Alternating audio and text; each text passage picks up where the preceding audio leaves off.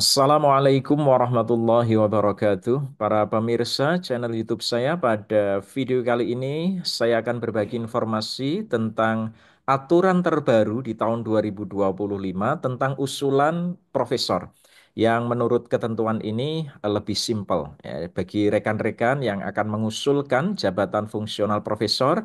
Semoga video ini bermanfaat dan semoga sukses selalu. Amin ya rabbal alamin.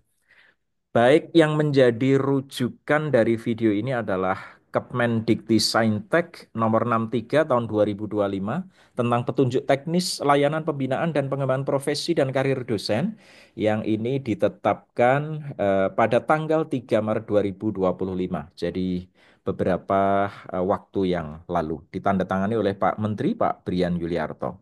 Nah, apa yang dibutuhkan untuk usul jabatan fungsional profesor?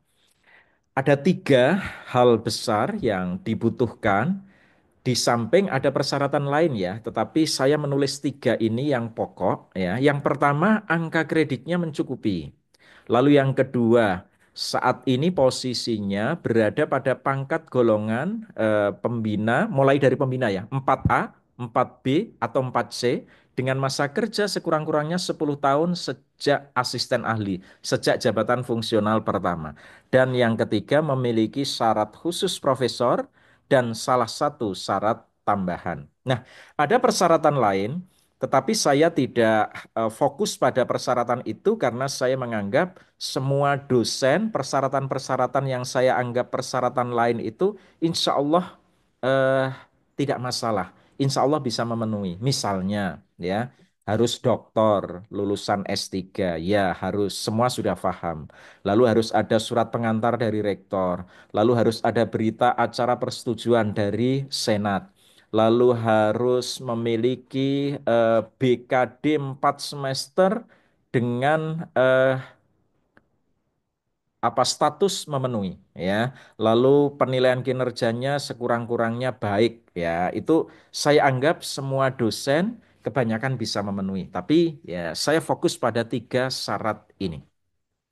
Tentang angka kredit untuk memperoleh jabatan fungsional profesor, jumlah angka kredit kumulatif yang dibutuhkan adalah 850. Sehingga kalau saat ini posisinya di lektor kepala 400, lektor kepala yang 4A 400, berarti tinggal menambah 450. Kalau posisinya di lektor kepala 4B, 4B itu angka kredit dasarnya adalah 550. Sehingga tinggal menambah 300. Apalagi kalau dari 4C. 4C ya tinggal menambah, 4C itu lektor kepala dengan angka kredit dasar 700, tinggal menambah 150. Baik, angka kredit yang kami katakan lebih simpel itu adalah saat ini untuk dosen PNS, angka kredit itu diperoleh dari dua sumber. Yang pertama dari angka kredit integrasi yang kita lakukan beberapa saat yang lalu di tahun 2022. Ibu Bapak, para dosen pernah menginput semua kinerja Tridharma perguruan tinggi kita di Sister. Lalu divalidasi oleh perguruan tinggi masing-masing untuk PTN dan divalidasi oleh LL Dikti untuk dosen PNS yang mengabdi di PTS yang statusnya adalah dosen LL Dikti. Lalu ketemu angka kredit integrasi. Setelah itu, angka kredit lainnya itu diperoleh dari konversi penilaian kinerja. Ya, jadi konversi penilaian kinerja itu ada tabelnya di sini. Asisten ahli, lektor, lektor kepala, profesor. Ini sesuai dengan predikat kinerjanya. Nah, angka dasarnya itu pada posisi 100% itu apabila kinerjanya baik. Kalau kinerjanya sangat baik, maka akan meningkat menjadi 150%. Ya, sebagai contoh ini, pengusul itu di tahun 2023 itu predikatnya baik. Ya, maka persentasinya ini 100%. Saya tidak tahu kenapa ini tulisannya seperti ini ya, mestinya 100% ya ini. Ya, tapi tidak masalah, saya hanya mengutip ini ya. Lalu koefisiennya itu diperoleh dari angka ini ya, lektor kepala 37,5. Lalu angka kredit yang didapat 37,5 dari 100%, kali 100%, ketemunya 37,5. Ketika tahun 2024 predikat kinerjanya sangat baik, maka dia presentasinya 150%, sehingga angka kredit yang diperoleh adalah 56,25 ini. Sehingga pengusul ini yang saya jadikan contoh ini, itu memperoleh jumlah angka kredit 530. Cukup saya kira karena kebutuhan angka kreditnya cuma 450. Nah, itu angka kredit yang pertama. Lalu yang kedua, pangkat atau golongannya bisa dari 4A, 4B, 4C. Kalau untuk kenaikan dari lektor kepala ke profesor, ini tidak masalah ya. Ini ketentuan ini memang menjadi masalah ketika seorang mau naik dari lektor ke lektor kepala. Maka posisinya harus berada di pangkat atau golongan tertinggi pada jabatan tersebut. Lektor itu kan bisa 3C, bisa 3D. Maka posisi bisa naik ke lektor kepala kalau dia 3D. 3D itu pangkat tertinggi. Nah, tetapi karena khusus untuk kenaikan lektor kepala ke profesor, ini diizinkan mulai dari 4A, 4B, 4C. Jadi ketentuan berada pada pangkat tertinggi itu tidak berlaku. Jadi tidak harus dari 4C, tidak. Ya, boleh dari 4A, 4B, 4C. Nah, ini sehingga ini merupakan kesempatan bagi rekan-rekan yang mau maju ke profesor. Lalu ini ada tambahan khusus untuk kenaikan jabatan dosen dari lektor kepala ke profesor telah memiliki masa kerja 10 tahun sejak jabatan akademik pertamanya yaitu asisten ahli. Saya kira ya pasti sudah 10 tahun lah ya, kecuali dosen yang sangat hebat luar biasa ya. Tapi itu ya mungkin kurang dari 10 tahun bisa cepat begitu. Tapi ini disyaratkan ya masa kerjanya sekurang-kurangnya 10 tahun. Saya kira tidak masalah ya. Berikutnya yang ketiga adalah memiliki syarat khusus. Syarat khusus untuk profesor adalah punya satu saja ya, nggak usah banyak-banyak. Satu tapi oke gitu, satu tapi mentes ya. Satu karya ilmiah di jurnal internasional bereputasi dan terindeks dengan SJR atau lebih dari 0,1 atau JIF, Journal Impact Factor, lebih dari 0,05. Jadi ini keterangannya memang tidak lengkap. Kalau saya mengacu ke aturan 2024 ya, itu ada keterangan bahwa SJR itu miliknya Scopus ya, di Simago ya. Jadi kalau jurnal itu terindeks Scopus, maka SJR-nya sekurang-kurangnya atau maaf, lebih dari 0,1 ya. Jadi 0,11, 0,12 dan seterusnya. Nah, yang JIF itu miliknya WOS ya. Jadi Web of Science itu JIF-nya lebih dari 0,05. Pastikan memilih jurnal yang terindeks Scopus dengan SJR lebih dari 0,1 atau WOS ya. Silakan pilihannya. Nah, masih ada syarat khusus tambahan yaitu memiliki salah satu ya dari empat alternatif ini. Empat alternatif ini. Boleh dipilih salah satu. Satu, pernah mendapat hibah penelitian kompetitif atau penugasan tingkat daerah, nasional, kementerian, internasional, atau korporasi yang dibuktikan dengan SK penerima hibah sebagai ketua. Lalu kontrak nilai hibah. Lalu laporan hasil penelitian dan bukan hibah penelitian dari perguruan tinggi sendiri. Nah, dalam hal hibah penelitian diberikan oleh kementerian, kementerian kita, ya, Kementerian Pendidikan, dapat dibuktikan dengan data penerima hibah penelitian tercantum di dalam Sinta. Kalau para pemirsa mau memilih syarat tambahannya yang ini. Masih ada alternatif. Yang kedua, pernah membimbing program doktor di perguruan tinggi sendiri atau perguruan tinggi lain, ya, yang dibuktikan dengan SK pembimbing mahasiswa program doktor dan lembar pengesahan disertasi yang telah sidang akhir. Syukur mahasiswanya telah lulus. Cukup satu. Jadi satu sebagai pembimbing disertasi, ya, dibuktikan dengan SK pembimbingnya ada, pengesahan disertasinya ada nama ibu bapak, tanda tangannya, syukur ditambah cover juga bagus, ya, ditambah daftar isi juga bagus, ya. Yang ketiga pernah menguji, kalau nomor dua ini membimbing, yang ketiga menguji, tapi kalau menguji sedikitnya tiga mahasiswa program doktor. Buktinya adalah SK atau surat tugas menguji disertasi. Atau yang keempat, sebagai reviewer paling sedikit dua jurnal internasional bereputasi yang berbeda yang dibuktikan dengan sertifikat dari pengelola jurnal atau surat permintaan dari penerbit dan penerimaan dari yang bersangkutan atau ucapan terima kasih dari penerbit. Bukti-bukti ini bisa dilampirkan. Nah, terserah pemirsa mau memilih salah satu dari empat ini yang mana. Eh, Silahkan dipilih ya. Nah, berikutnya yang ketiga kami informasikan tentang keterangan syarat khusus ya. Jadi Ibu Bapak, dosen PNS itu beda dengan dulu usulannya. Kalau dulu itu kan asesor atau reviewer atau penilai jabatan fungsional itu kan menilai berkas yang amat banyak, mulai menghitung angka kredit dari Tridharma perguruan tinggi. Saat ini itu tidak dilakukan. Yang dilakukan asesor atau penilai jabatan fungsional itu hanya melihat syarat khusus ini saja. Maka bisa pemirsa bayangkan pasti asesor akan lebih detail ketika mengamati, ketika melihat tentang kualitas dari syarat khusus ini. Maka eh, sejak awal harus kita perhatikan betul tentang kualitas artikel kita sebagai syarat khusus itu. Jadi syarat khususnya artikel kita itu terbit di jurnal internasional bereputasi seperti ini. Lalu eh, SJR-nya kalau terindeks Scopus itu lebih dari 0,1, kalau terindeks WOS lebih dari 0,05. Nah, jurnal ilmiah bereputasi itu kriterianya seperti apa? Satu, ditulis dengan memenuhi kaidah ilmiah dan etika akademik.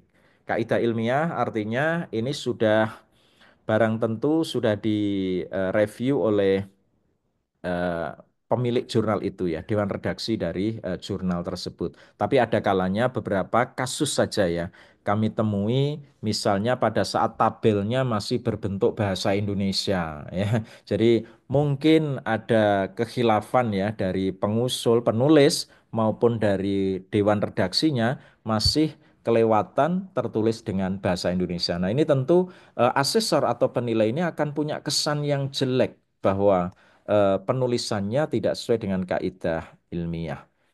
Lalu juga memenuhi etika akademik, jauh dari plagiasi, tidak membajak karya orang lain ya, karyanya mahasiswa diakui sebagai karyanya ya. Tidak yang seperti itu. Ketika artikel ini merupakan output atau luaran dari penelitian dan penelitiannya itu tim berempat, maka berempat ini ikut dicantumkan sebagai nama penulis, tidak diakui sebagai karyanya sendiri. Nah, yang kedua, memiliki ISSN tidak masalah. Yang ketiga, ditulis dengan bahasa resmi PBB. Arab, Inggris, Perancis, Rusia, Spanyol, dan Tiongkok. Lazimnya kita biasa bahasa Inggris ya.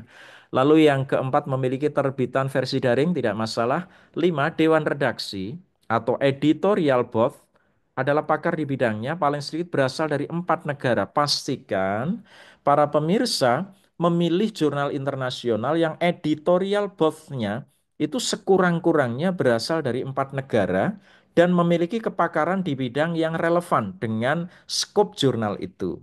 Jadi kalau tidak, ya jangan jangan submit karya di jurnal tersebut. Ya, jadi mulai diteliti. Yang keenam, artikel ilmiah yang diterbitkan dalam satu nomor terbitan paling sedikit penulisnya berasal dari 2 negara. Kalau pemirsa ini menerbitkan di jurnal luar negeri, bukan jurnal di teman kita di Indonesia, semoga pasti ya kalau 2 negara itu gampanglah diraih. Paling tidak kita sendiri dan penulis-penulis dari negara asalnya itu. Yang ketujuh, alamat jurnal dapat ditelusuri secara daring, tidak masalah. Yang kedelapan, editor birth dari jurnal dapat ditelusuri secara daring dan tidak ada perbedaan antara editor yang tercantum di edisi cetak dan edisi daring, tidak masalah. Proses review dilakukan dengan baik dan benar, nanti dibuktikan dengan bukti korespondensi. Ya. Yang ke-10, jumlah artikel setiap penerbitan wajar, format tampilannya tidak berubah-ubah.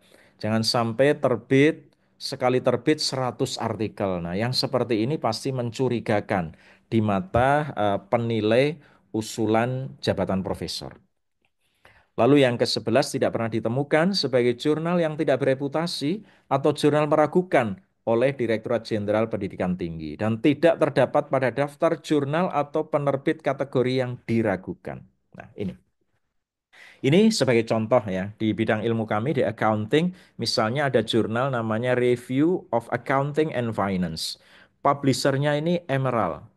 Kalau teman-teman di accounting, di bisnis, di economics, saya kira Emerald Group ini adalah penerbit yang kredibel, tidak diragukan ya.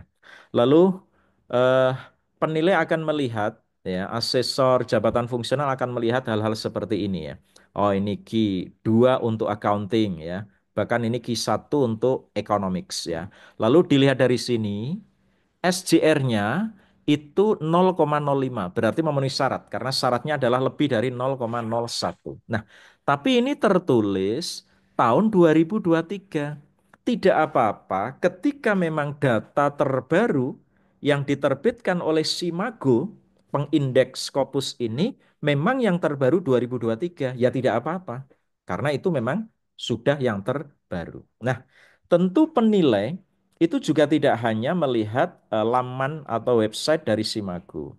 Dia juga akan melacak di website Scopus di sini. Apakah jurnal yang Review of Accounting and Finance itu juga ada di database Scopus? Ketika dicek, oh ada ini, ya. Lalu ketika diklik di sini muncul detailnya Review of Accounting and Finance, pastikan nah currently covered by Scopus ini sampai 2025. Berarti oke, tidak masalah dan SJR-nya 0,55 ya di sini 2023. Kalau memang itu terbaru ya tidak masalah. Lalu dilihat dari subjek area atau scope-nya juga oke, ada accounting berarti tidak masalah. Lalu masih lagi bisa ditelusur secara daring, review of accounting and finance ini. Lalu dicek editorial timnya tadi dari 4 negara sekurang-kurangnya. Lalu author guidelines-nya ini juga akan dicek oleh asesor atau penilai jabatan fungsional, utamanya terkait dengan scope ya. Jadi apakah tema dari artikel Ibu Bapak itu masuk dalam scope ini apa tidak? Kalau jurnal itu bagus, jurnal itu hanya mau menerima karya-karya yang skopnya cocok. Tetapi kalau jurnal yang tidak bagus, itu tidak masuk pun diterima juga. Nah, itu menunjukkan jurnal yang tidak bagus. Oke, berikutnya keterangan lagi tentang syarat khusus. Karya ilmiah yang dipublikasikan atau diterbitkan di jurnal tersebut selama pendidikan sekolah, baik tugas maupun izin belajar, yang merupakan sintesis atau pengembangan dari disertasi atau tesis. Tesis ini untuk lektor kepala ya. Jadi kalau yang profesor ya disertasi ini itu diakui tetapi tidak dapat digunakan untuk pemenuhan syarat khusus. Jadi pastikan artikel yang dijadikan andalan syarat khusus itu dia harus relevan. Nanti saya jelaskan lagi di slide berikutnya ya. Tapi jangan dekat-dekat dengan isi disertasi. Ya, bukan pengembangan dari disertasi, bukan sintesis dari disertasi. Lalu lagi, karya ilmiah yang digunakan untuk syarat khusus kenaikan jabatan akademik ke lektor kepala dan profesor tidak boleh diterbitkan dari perguruan tinggi asal. Jadi kita tidak sedang berdiskusi tentang mengapa tidak boleh, tidak ya. Jadi saya hanya menyampaikan informasi yang ada di Kepmen 63. Ya. Lalu berikutnya, karya ilmiah yang terbit sejak 6 bulan sebelum TMT jabatan akademik terakhir tetap dapat digunakan sebagai syarat khusus.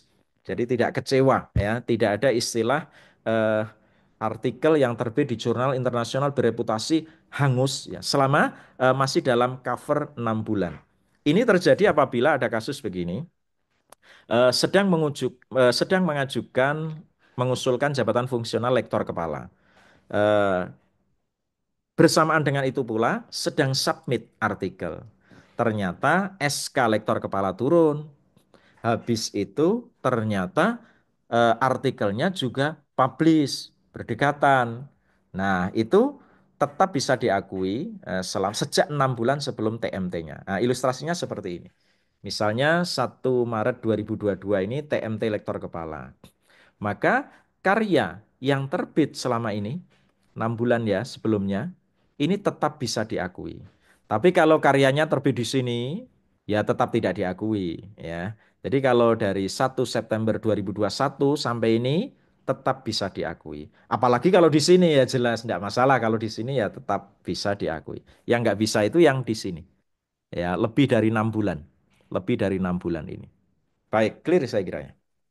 Nah, kelengkapan karya ilmiah sebagai syarat khusus, perhatikan yang pertama adalah surat pernyataan fakta integritas keabsahan karya ilmiah dosen. Sudah ada formatnya, ya, tinggal menandatangani. Lalu berikutnya adalah disertasi. Kenapa disertasi ini perlu dilampirkan?